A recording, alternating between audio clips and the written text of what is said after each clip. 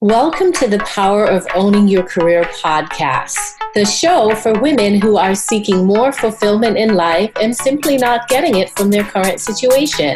We focus specifically on careers, but hey, we spend a lot of time in our careers, so making changes here will definitely create an impact in your overall happiness. I'm your host, Simone Morris, and my mission is to empower women to succeed. I believe that in order to powerfully own your career, you must decide and claim that you want to sit in the driver's seat. You must know that you deserve better and be willing to not only do the requisite work, but be willing to go out on a limb to ensure your success.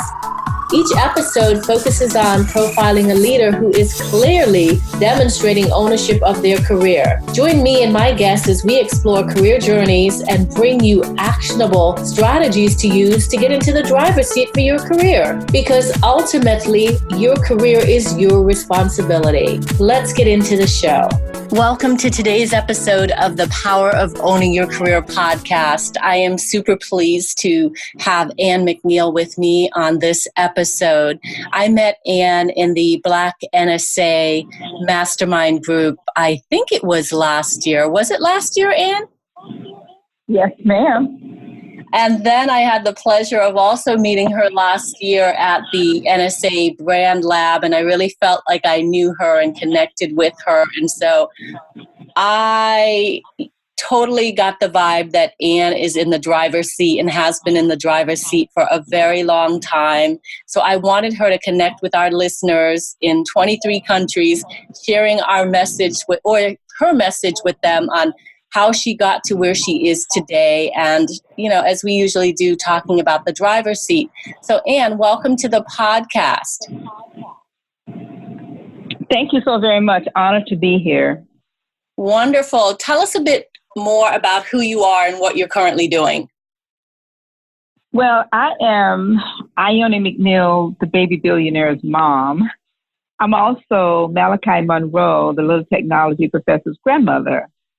But I'm also a African-American entrepreneur in the construction industry, celebrating over 40 plus years as the first Black female contractor in my state. In addition to that, I speak professionally to entrepreneurial women to help them get greater clarity in their highest income producing areas in their life and their business. And so being an investor in people and really enjoying serving, I think, Simone, that this is it's the summary, if you will, of who I am as an entrepreneur, as a professional, and really just as a person of service. I think that's wonderful. And I think the thing that I want to ask you, just based on your intro, is how do you pull it all together? There's a lot of folks who tell you, or there's a lot of advice out there to niche down and focus on one specific thing. And what I love about your intro is that you're playing in a lot of different spaces, but you're making it work. So talk to us about that. Well, Simone, one of my favorite books entitled Think and Grow Rich by Napoleon Hill talks about a definite chief purpose. And when I read the book in 1979 at 9 p.m., December 31st, I realized that I did not have a definite chief purpose in every single area of my life. So oftentimes we think globally about life. But when I began to break down my life in 10 different categories, I began to realize I needed to set goals in every area. So I'd like to share those areas with your permission. Is that okay? Yes, please. Okay, so the areas that I focus on as I mastermind, and I'm an expert in the mastermind space, masterminding since 1979, using the principles of the book Think and Grow Rich by Napoleon Hill, I mastermind and focus on the spiritual area of my life, family, financial, health, education, business, and like this program today, our profession, personal development, recreation, creativity, and the civic area. And I set those goals in 6 months, 1 year, 5 years, 10 years, 20 years. And I can tell you what I will be doing 1992. Right now, 40 years ago, I wrote out what I wanted my life to look like, and I'm in my 40th year now. So when you ask the question, how do you do it? I think very simply is, number one, have a definite purpose for your entire life, every area. Secondly, get a mastermind group of accountability of individuals who are willing to hold you accountable for your goals. And those individuals must always be of like mind and like spirit. And then it should be reciprocal among the members where you hold each other accountable. And Simone, that is what I would share has been my plan for over 40 years. And we meet every single week, holding each other accountable at all different levels. And so my family, my associates in my 5 businesses, all of us mastermind at one level or another, and that allows us to be accountable at different levels. I love that. I am sold on the mastermind concept and have been for a while myself. So I took a lot of value from your input in the mastermind that I took with the Black NSA group. So definitely I will put in the show notes just another plug for the book, which is such an instrumental book. Absolutely. Thank you for that. Sure. So now what would you say the formula or your formula is for successfully owning your career? Well, one of the questions that you asked pre-show, I thought was really a good one, which was, at what point did I begin to realize I did own my career? And I would say that right around that time, 1979, 1980, I had a really good corporate job. But I realized that corporation got 2 points for hiring me because they were a federal government defense contractor. And federal government contractors are required by law to have minorities in their employment. And so it did not take me very long as a young person coming out of college, starting my career. It did not take me very long that they got 2 points for me, hiring me. 1 point because I'm an African American. The second point is because I am a female. But I quickly realized that I had the other 98 points. And if they could do business with the federal government and get 2 points, I could do business with the federal government and get 100 points. And so it took a plan. It took some time. But over the years, I designed a plan to leave my corporate job and take my profession and turn my profession into a career and a business. Wonderful. So what's the formula behind that? What's the key takeaways? Well, I think the key takeaway very simply goes back to the book. I mean, the book says 6 steps to riches. And when we are very clear about how much money we want, which is step number 1, if you're not able to make that money on your job, then become an entrepreneur inside the firm you work with in your job. The second step to that formula would be understand exactly what you're willing to give in return for the money. Some kind of product or service you're going to sell with your profession in addition to your job. And number 3, as a part of the formula, Napoleon Hill says in his book, to have a definite date by which you intend to achieve that goal. Number 4, as a part of the formula, is to have a detailed action plan of how you're going to get the money, by what date, doing what. Number 5, he says, create an affirmation statement. And number 6, as you may remember, is you must repeat the statement twice a day, once upon arriving in the morning, and then once in the evening prior to retiring at night. And that really, Simone, I think is the formula for success in owning your career. And you don't have to become an entrepreneur. You can decide to own your craft and become an expert in your niche, in your profession. Yeah, I love that. And I love how you're walking the talk and really living by these principles for so many years. Tell us again how you came into contact with this book and adopted this book as a way of life for yourself. Well, when I had that corporate job, I don't mind sharing this. I won't share the company name. But see, Simone, I'm old enough to remember riding in the back of the bus with my mom. But I'm also young enough to benefit from the 1964 Civil Rights Act, because during the time that I was growing up, Blacks were not able to work in certain corporate jobs. So our parents always told us as we grew up, go to school, get a good education, get all of these degrees and get a good corporate job. I did that.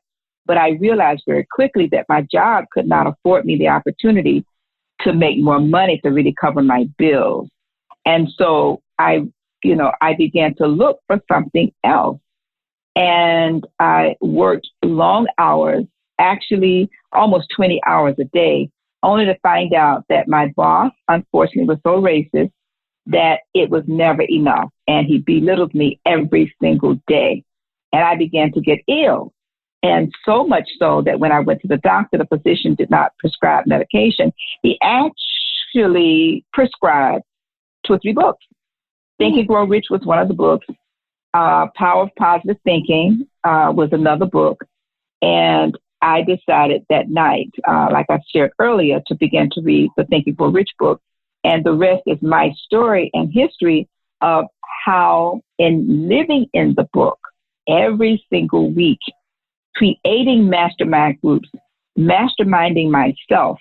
And like you said, not just talking the talk, but walking it. And this is one of the reasons why we created the International Mastermind Association, to help other people understand how to, first of all, start a mastermind group, how to run a mastermind group, because the profession, regardless what profession your listeners are in, they can make a really good living in their profession if they understand not only how to make the money, because we're taught that, but I think that the value in our profession is learning how to make the money make money. But that's the beginning of how I was introduced to the book because of some health issues.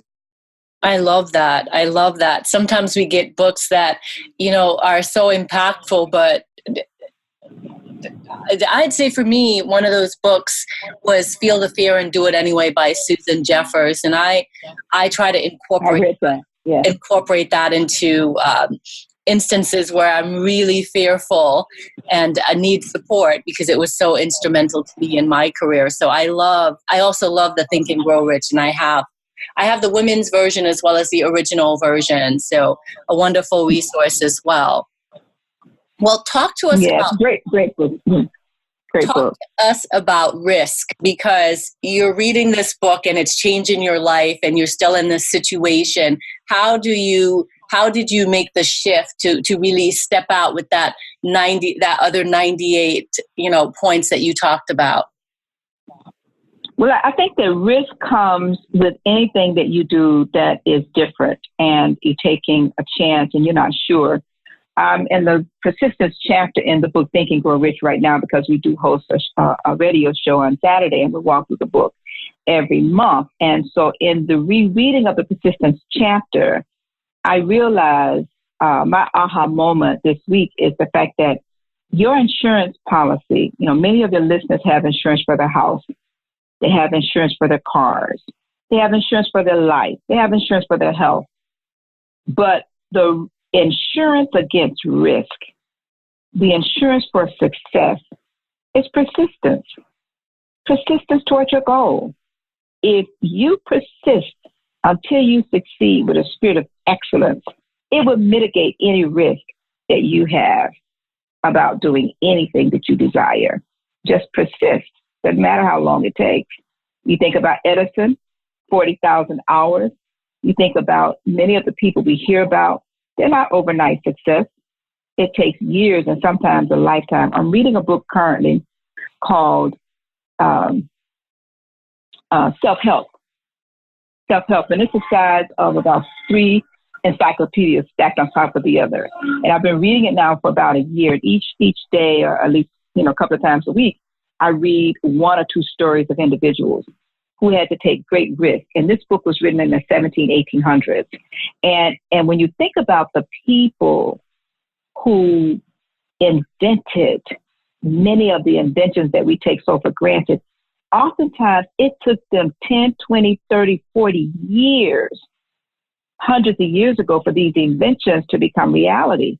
That was risky because they put everything on the line. So when you think about your guests who are professionals and they have jobs and they think of something that they want to do, just persist until you succeed. I think that is the insurance against risk. I think that's well said, and I haven't heard it put that way. So, I feel like you can know that and you can persist, but still sort of falter. Are there any resources that you have found to be useful to you on your career journey? I know you talk a lot about the Napoleon Hill's Think and Grow Rich, and I think you mentioned the power of positive thinking.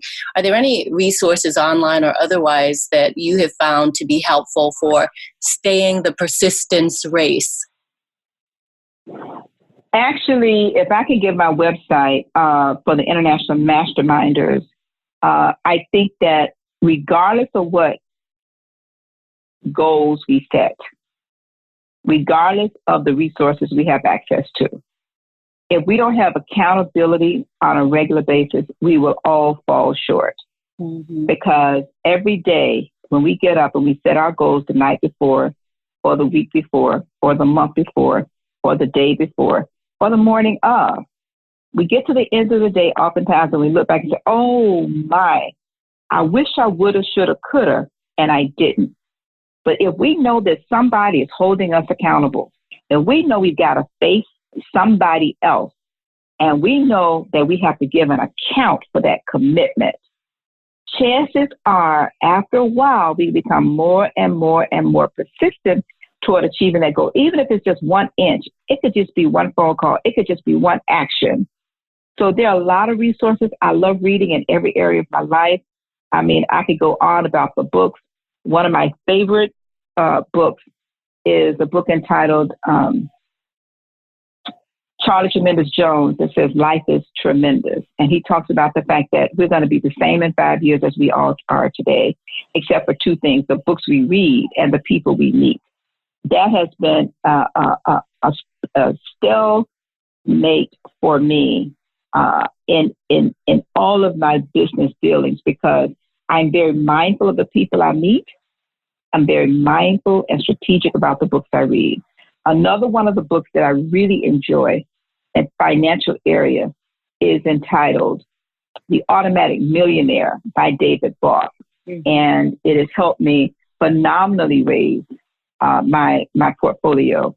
And one of the best resources, I think, in all you mentioned earlier, is the National Speakers Association for those entrepreneurs and those professionals who really want to hone your skills.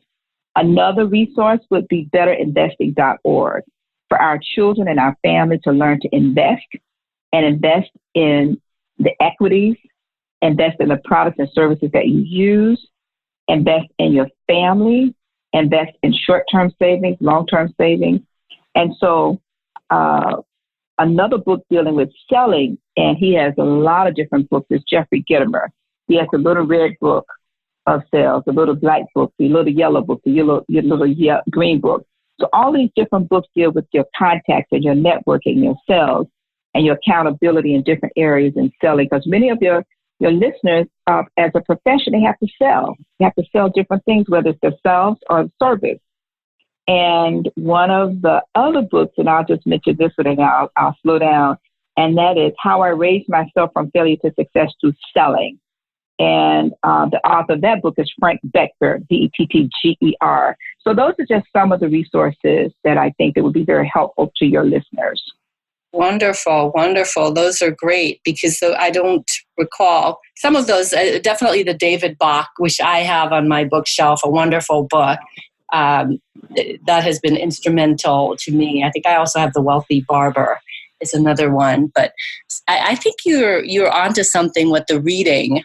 I've always been a lover of books, and, I have a library at home, but I always get excited when I get new books to add to it. And definitely I have to check out this one by, is it Frank Bettger? Is that what you said?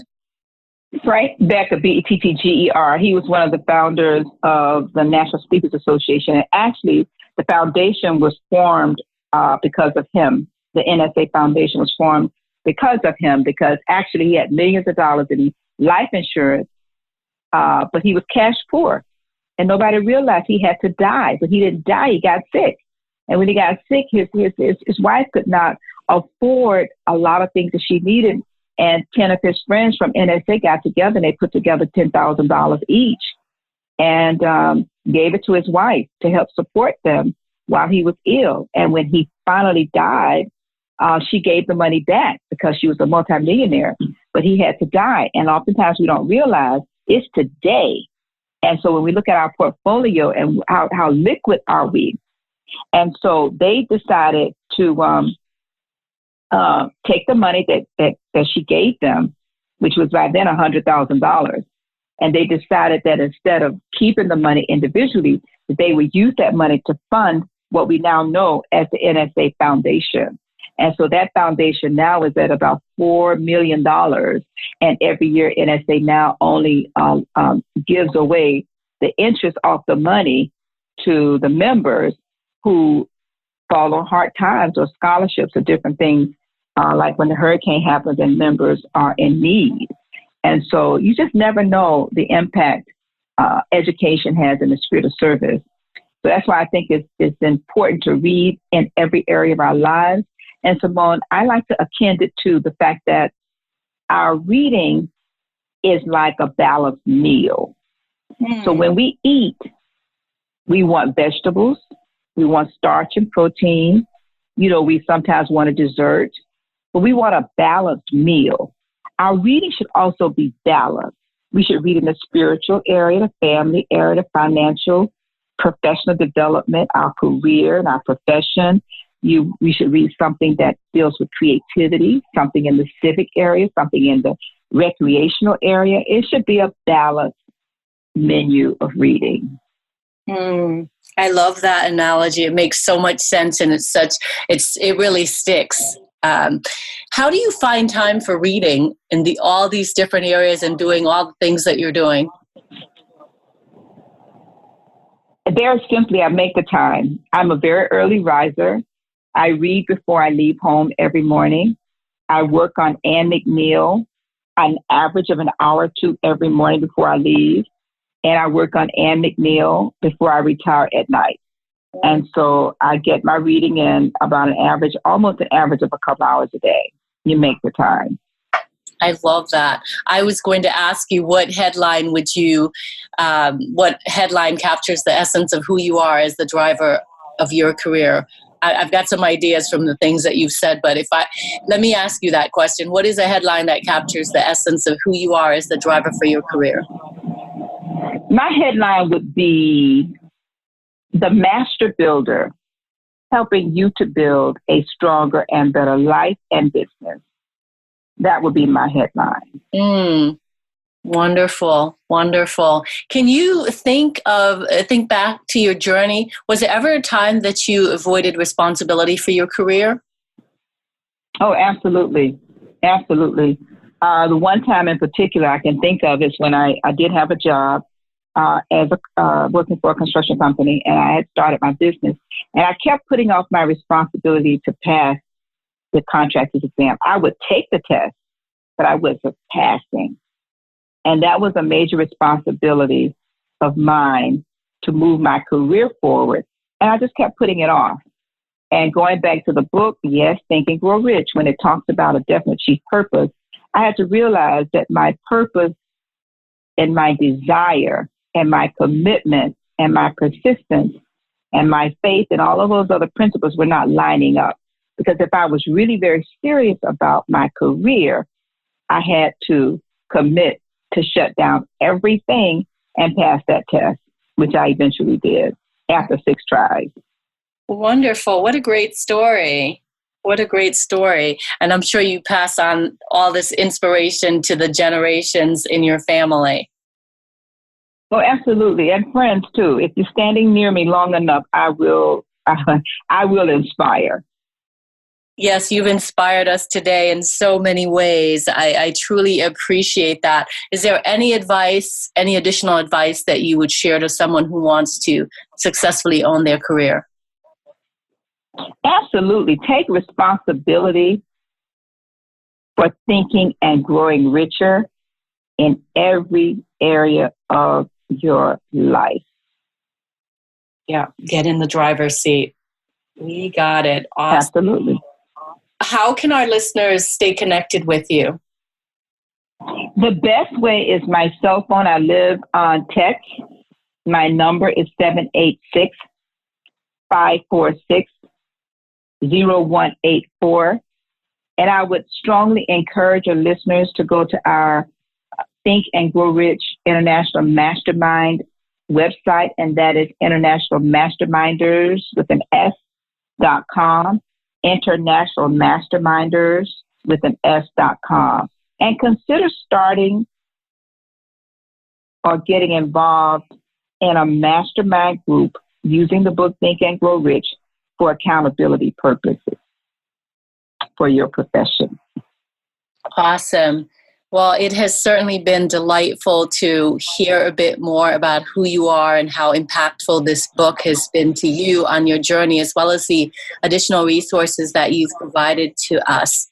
Thank you so much, Anne, for being a guest on the Power of Owning Your Career podcast. My pleasure. Thank you for listening to the Power of Owning Your Career podcast. It is my hope that you enjoyed today's episode. You can check out the show notes for this episode on the SimoneMorrisEnterprises.org website by clicking the podcast menu. Be sure to subscribe on iTunes and tell a friend or two about it.